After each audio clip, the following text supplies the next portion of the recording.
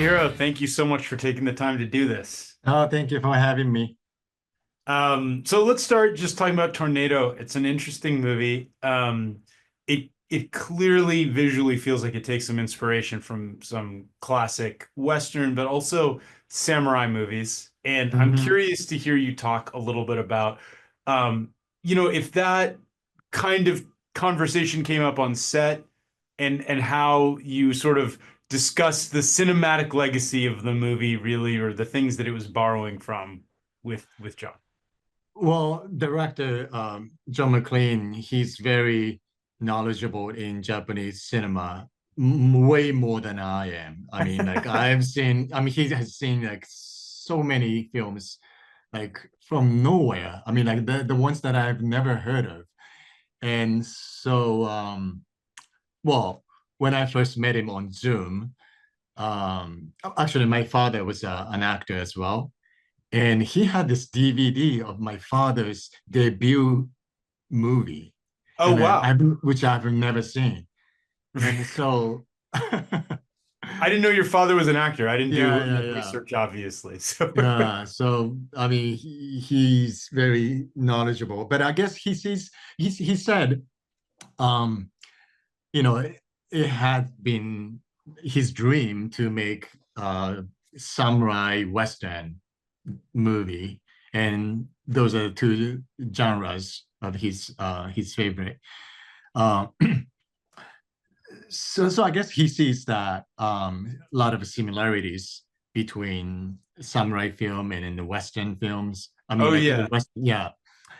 And I guess you know they are like samurais. Well, samurais are not um outsiders of the society, but like I guess they're the ones he's like drawn to, Mm. or like a samurai, like an outsider. He has his own castle around him, and he has his own principles, you know. And it's the same thing like with the Western, um, films too, right? I mean, Very much so, yeah. And there's right? obviously these movies like, the way the Seven Samurai became Yeah, you're right. Magnificent Seven, Yeah, or the way that, Yojimbo becomes Clint Eastwood right. movies, and all these kinds of interplays throughout history Hmm. of cinema. And this movie is definitely like in that space. So yeah, Yeah, I mean, you have and you bring to this, you just did Shogun, which yeah. is something that like, so there's just an automatic reference. But curious to talk a little bit more about this movie. The relationship with the daughter is obviously like pivotal. Hmm. How did you?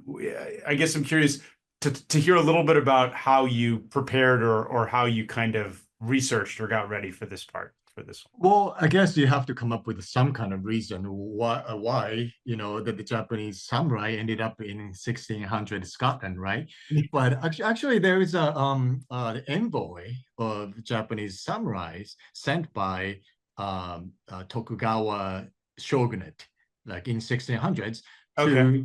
to actually Spain, and they were meant to go to Vatican to negotiate some kind of arm deal. And it's true. I mean, it was a history. And some of the samurais liked it so much that they stayed in Spain, part of Spain, and then now the village is called Hapon, like Japan.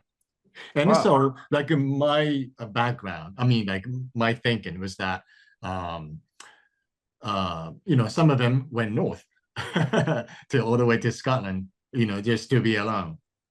Yeah. So I guess he's from Japan, but not like a samurai in the true sense. He doesn't have too much of like a swordmanship, I don't think, but he wasn't doing well in Japan, so he looked elsewhere to find his future. And Yeah. so that's why he ended up in Scotland. And but he had to make a living. So, he came up with a puppet show. Right.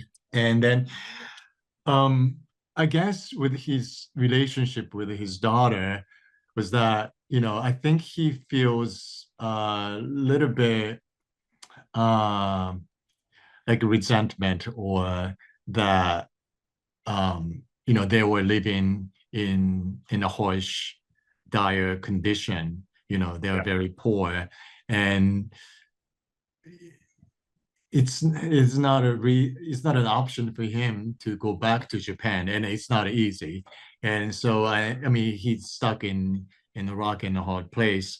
Yeah. And so it's a generation thing that the parents always wanted to give their values or cultural background or perspectives onto their to the children. But he's doing the same thing. But at the same time, Fujin is like in doubt, I think. He's like questioning himself. Maybe Tornado will be better off just living, or Assimilating. assimilate Yeah. to the environment. Yeah. But it's for her to choose, I guess. Yeah. So and all he can do is just to you know give her teach her what I know, what he knows. Yeah. And so he can choose, I mean she can choose later on, I guess. And yeah, I think Yeah. that's.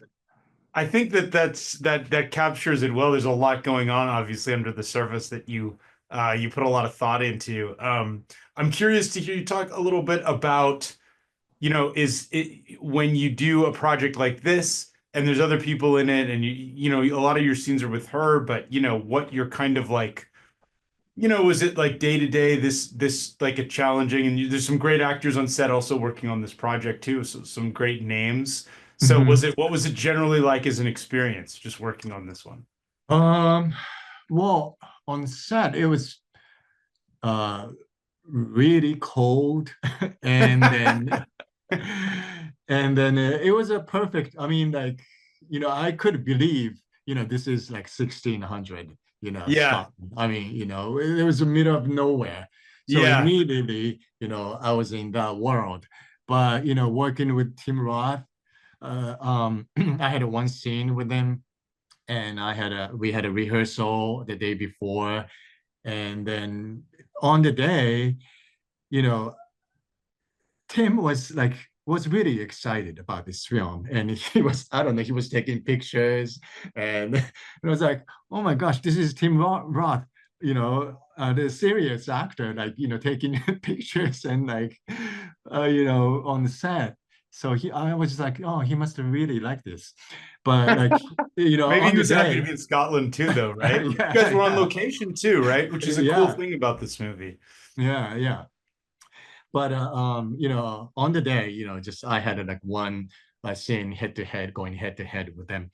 And he's very subtle, but very effective. And it was really, pleasure Yeah. uh, uh, to work with them. Yeah. And Yeah, I feel like both of you kind of bring that. There's a lot of energy around that scene and the conflict between the two of you, even though it's one scene, and you mhm, both have a lot of gravitas. So when that mm, scene comes along, it's yeah, impactful for sure. yeah, yeah. He was a great guy. He came to the Glasgow Film Festival, and we spent a lot of time together there. And he was a different guy. I mean, Yeah, like, after so I guess he did put on his mask on set. sure, But sure. yeah. I'm curious to hear you talk a little bit about Shogun before we wrap, because you were excellent in it. It's Thank hugely you. popular, obviously. You have an interesting role. Obviously, I don't know how much of the book you read or what you think about your character's finale there, and they're going to do more, and there isn't really another book. So I'm curious if you have insights into like what's going on with what would happen next, and if you'd want to be involved and things like that. Well, there is a season two planned. It's going to be shot in starting next year.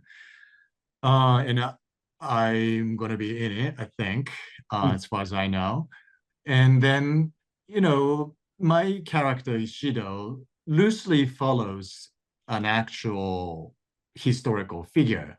So I know where he's going to die. when he's going and how he's going to die. But I guess the creators, showrunners are doing something creative to shed some light on different aspect of that character later on. Yeah. So yeah, They've already taken things in a slightly unique direction, right? So that's why we know some things, but maybe not, right? yeah, maybe not, but like maybe a little bit. I will have a little moment. I was I told. Nice, nice. Yeah, Well, yeah. I'm glad to hear it. Thank you so much for your time. I really appreciate it. No, thanks Really so enjoyed much. talking to you and seeing the film. So best of Thank you luck. so much.